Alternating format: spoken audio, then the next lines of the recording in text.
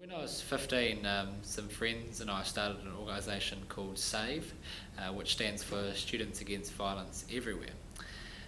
We started that organisation for a number of reasons really, but the key some of our other peers and friends were going through some quite serious abuse in their homes. We were really affected by that. I guess one of the words I'd use is frustrated. Frustrated because we couldn't do it. It didn't feel like we could do anything. Feeling really helpless, but also really sympathising with what they were going through and seeing how much it was affecting them and their lives and their ability to perform at school, their ability to interact with people. We just saw what a massive issue it was, and so one night, it's quite an amazing story, we were just round the table really with my friend and my friend's mother, and my friend's mother had a lanyard on which read "Family Violence, It's Not Okay," which is our national campaign against domestic violence in New Zealand. And that I started questioning her about that lanyard and what her involvement was in the campaign and what she thought about it and everything. And from that we sparked this amazing conversation which really brought about the vision for SAVE. And within not long after, maybe a week, we had set up a meeting with some local family violence advocates, and I was discussing my kind of frustration about not being able to help people, young people not being aware of the services that are out there. So we planned to do one campaign, which was promoting help services to young people, and that was called the Don't Stand For It campaign, where we were basically just putting out wallet cards, posters, we had some banners and things, promoting to young people services that they could approach if they were having trouble at home with abuse. And from that we just suddenly discovered this was a massive issue. We had a much bigger gap to fill. There was a lot more young people going through this than we thought, and there's a lot more of desire amongst young people to do something about it. So I guess what was really amazing for us was being able to turn such a negative situation into something so powerful for us.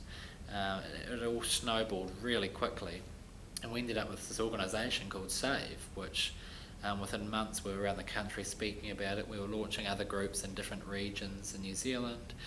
We were bringing more young people on by the day. We were starting different initiatives, running different events, getting different people on board with it, being recognised, started receiving awards, getting in the media. And to think back to the conversation we had around the dinner table, and if I hadn't asked or if I hadn't seen the lanyard, we'd never had that conversation. I'm not sure if it would exist. So it's really quite amazing for us reflecting on how such a small thing and such a small frustration that so many young people go through turned into such a massive movement in our country. We focus on three areas: schools, homes and communities. And typically it's not just around physical violence.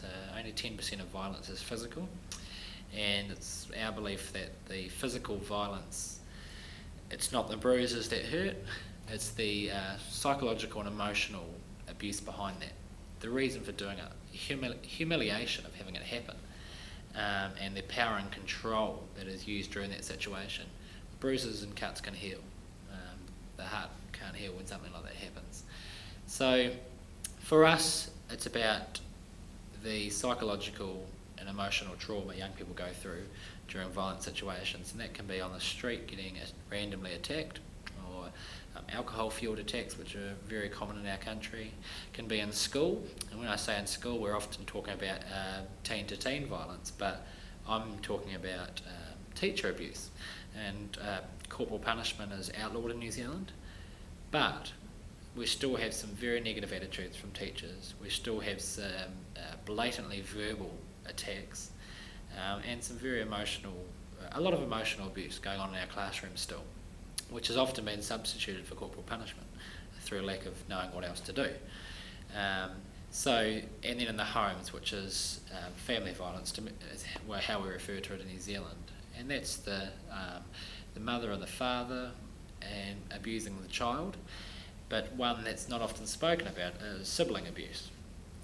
And we often refer to it as brothers fighting, sisters fighting. It's always going to happen. But sibling abuse is a massive issue that's really not spoken about. It's quite unidentified. It's hidden by a lot of silence and a lot of excuses. During my high school and intermediate years, I travelled to school, went to school in another town, and through that I was spent a lot of time each day on the bus, and with that I listened to conversations often from young people, and often was involved in conversations, and became aware of the perceived normality of violence and the way young people talked about it, and often laughed about it, about getting hidings, bashings, beatings, all those sorts of things at home. And they'd be laughing and sharing with each other how it happened, but you could see deep down this was really affecting them. They were talking about this for a reason, and they were, I guess, they were sharing that information as a disclosure, and in my eyes as a cry for help. The mask of it was humour, the mask of it was being staunch about it, and I could see how much it was affecting them. So that really planted seeds in my mind about this issue. By the time we came around to establishing SAVE, I had this really, I had this great heart for the issue already. It was something that was constantly on my mind. This is one it isn't talked about.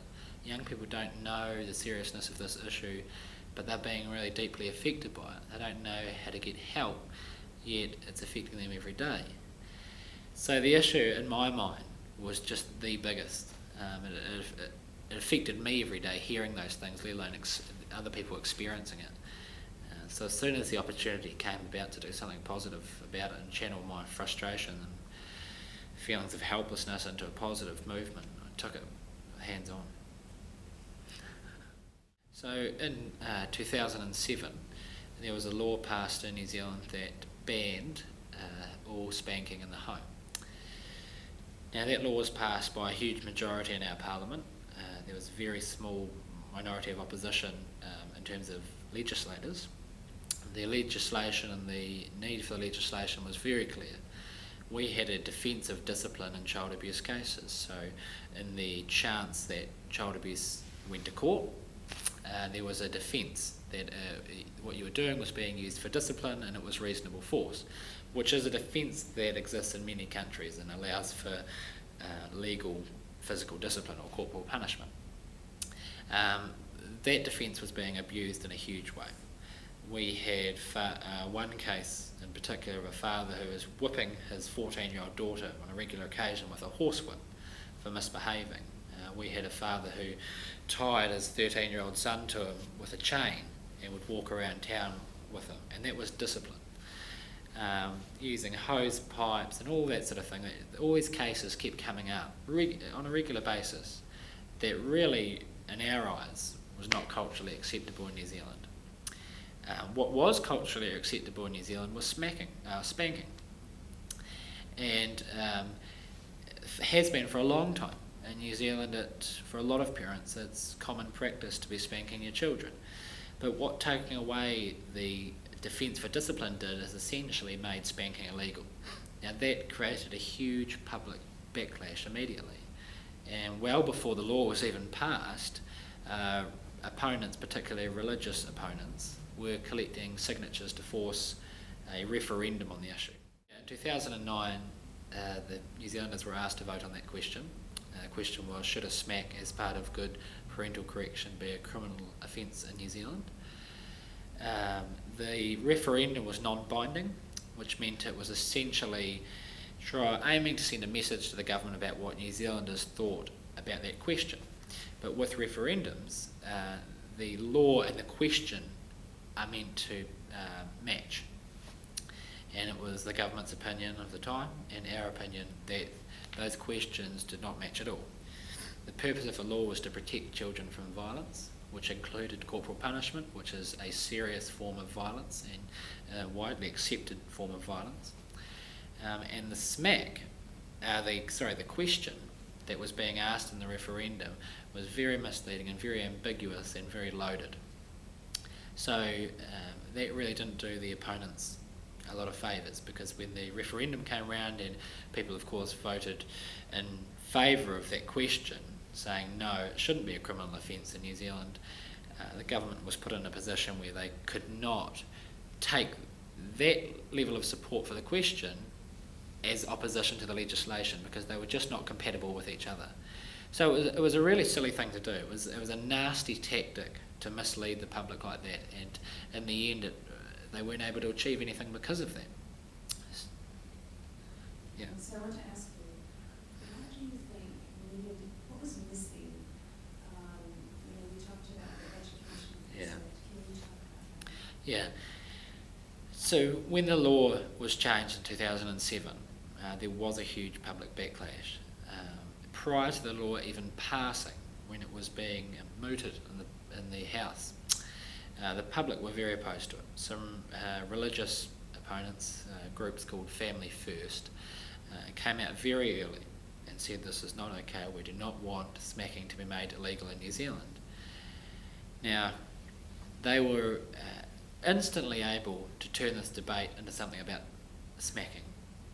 And the debate was a lot wider than that. It was about drawing a line in the sand and saying no violence towards children is acceptable, including physical punishment. And they were able to turn legislation that was called the Crimes Amendment Act into what New Zealanders now know as the anti-smacking law, which of course has no legal status. There's no such law as the anti-smacking law. But if you ask New Zealanders about Section 59, if you ask them about the Crimes Amendment Act, they would have no clue what you were talking about. So from the very early stages, it was felt like these religious opponents were controlling the debate. They got the upper hand very early, and they spent all of their time trying to justify the use of physical discipline. Now, Parliament had heard the reasons for the law change. They had been advocated by child agencies, people who work directly with children, and specifically child abuse. They'd been lobbied for years to change this law because it was having some really horrible outcomes for children. And they were, so the parliamentarians had in their mind exactly how important this law was. So they were all supporting it. Both sides of the House, both ends of the political spectrum thought this was good legislation and we need to support it. What happened was once the debate was turned around into something very negative and very misleading, the public backlash was huge, and some of their politicians felt a victim of that. Our politicians in New Zealand, some of them were receiving death threats during this time, very, very violent threats at times. So when people were advocating for the law to be changed in New Zealand, and these were the people working in the front line, these are the people dealing with the worst child abuse, they saw this law as something that seriously needed to change in New Zealand, to draw a line in the sand about not hitting children, not using violence against children. And one of the things they really called for two things. One was the law to change as it needed to be. That was very justified, that call. And another call was to partner with that, a huge campaign in New Zealand to encourage parents to use non-violent discipline methods. And that was going to be about positive parenting. It was going to be about controlling your frustration and anger when you're parenting, and really promoting alternative techniques to spanking. Now, the legislation only accounted for one part of that. So the legislation outlawed it, the scaremongering began from the opposition, and parents were left in a very vulnerable position where they started to think that these techniques that they had been taught by their parents, that they had used on their children, were now going to land them in jail, which was total rubbish. It has not happened in New Zealand. It was never intended to happen. The legislation is about changing attitudes. Of course, it is about trying to eliminate physical punishment in the home, and we hope that eventually it will achieve that. It's not about criminalising parents. We don't think because parents smack their children that they should end up in jail, but we do think that children should have the same protection as adults from violence.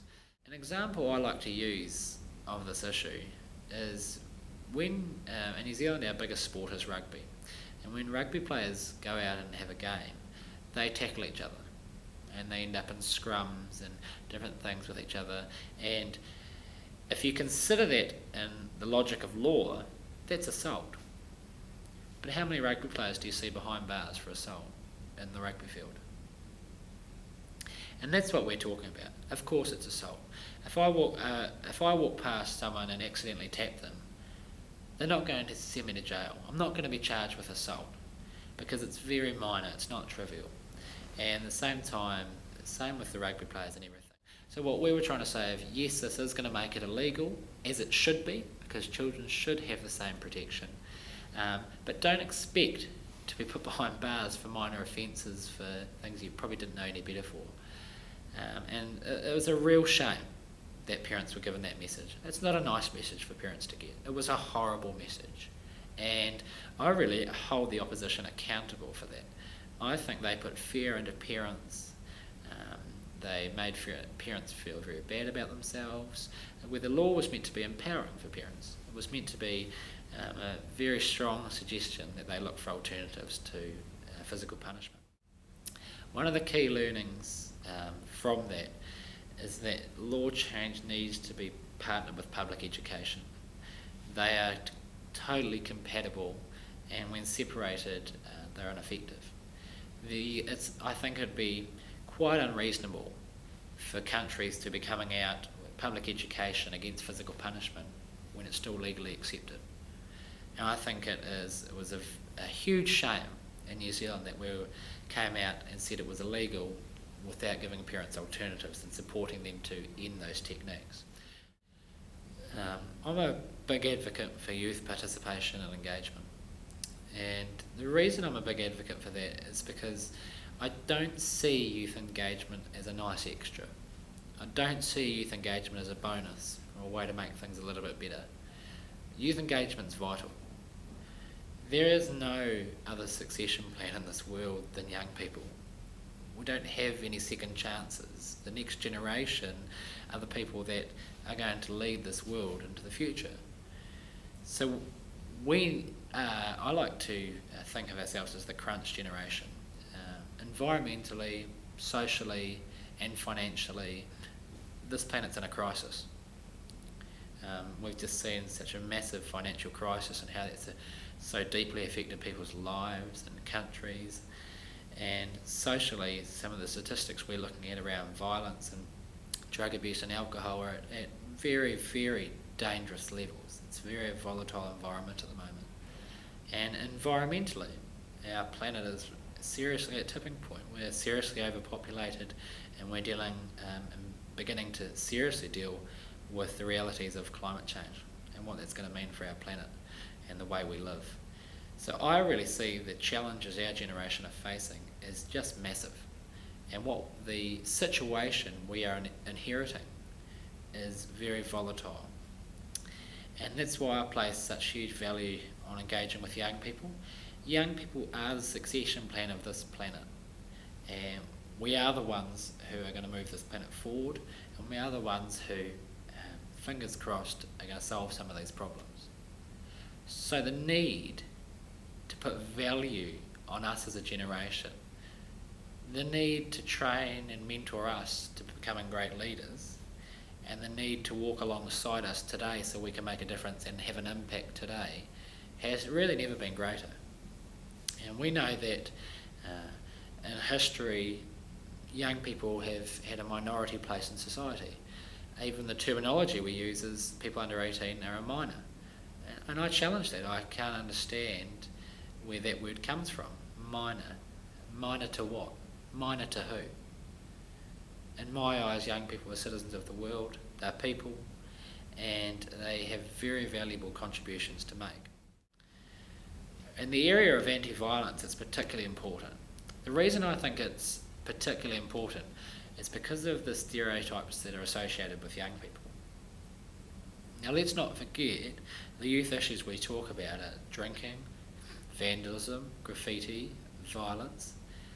We refer to these as youth issues on a regular basis. Society refers to these as youth issues.